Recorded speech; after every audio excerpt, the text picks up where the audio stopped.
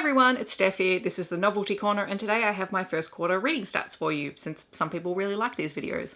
I definitely can't do this monthly, but I can possibly make it work quarterly. All of these stats come from my reading spreadsheet, which I will leave linked down below. I have a whole video on it. It's been a good first 3 months of the year, despite there being some weeks that were less successful reading weeks than others. But let's talk about these stats. We're obviously talking about books that I read in the first 3 months of 2021, January to March. I acquired 55 books in the last 3 months. I forgot to check how many of those I've actually read, but there is a significant portion of them. It's at least a third of them I've already read, which is great. Editing Steph here.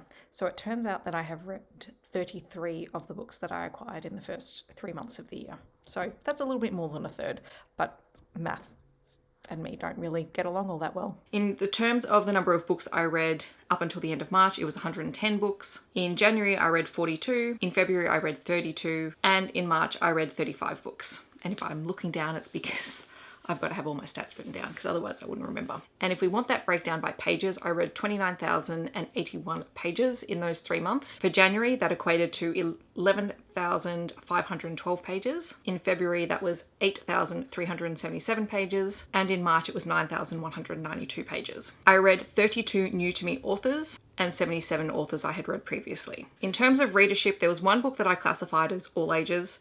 9 books were kids' books, which were typically picture books. I've read 0 middle grades so far this year, 4 young adult books, and 95 adult titles. If we break down the genres, I'm not going to go through all the genres that I have on my chart because there are some that I haven't read yet. So these are just the ones that I've read at least one book from.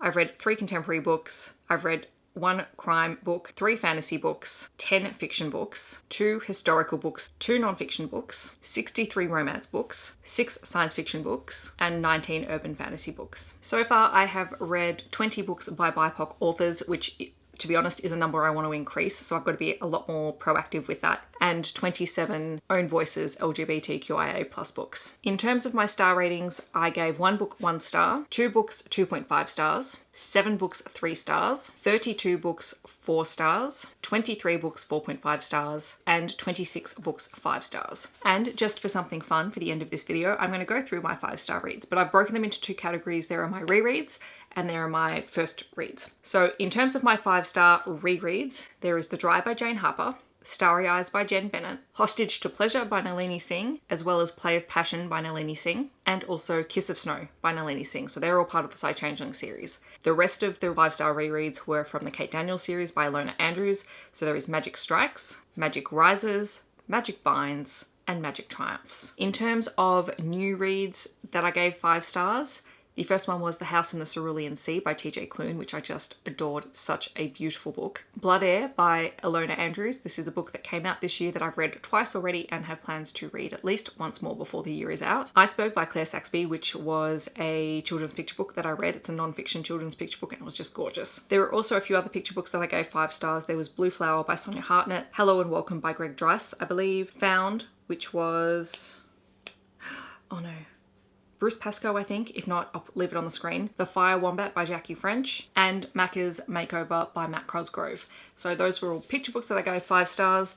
Then I gave 5 stars to pretty much, actually no, not pretty much. I gave 5 stars to all of the books in the Innkeeper Chronicles by Ilona Andrews, just because I read them at a time that just made me love them.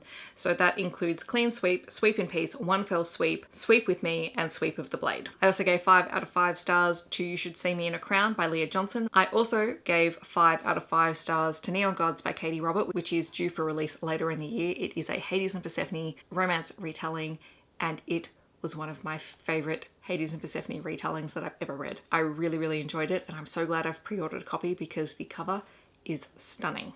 So those are my stats for the first quarter of the year. I hope that you have enjoyed this video, and if you would like me to do it next quarter, let me know in the comments. As I've said in other videos, I track some of these stats just for interest's sake. It's not something I tend to do a lot with, but it just is of interest, and I like seeing which months I read more in and which months I don't. I hope that wherever you are in the world, you are staying safe and healthy, and I will see you in my next video. Thanks so much for watching. Bye everyone.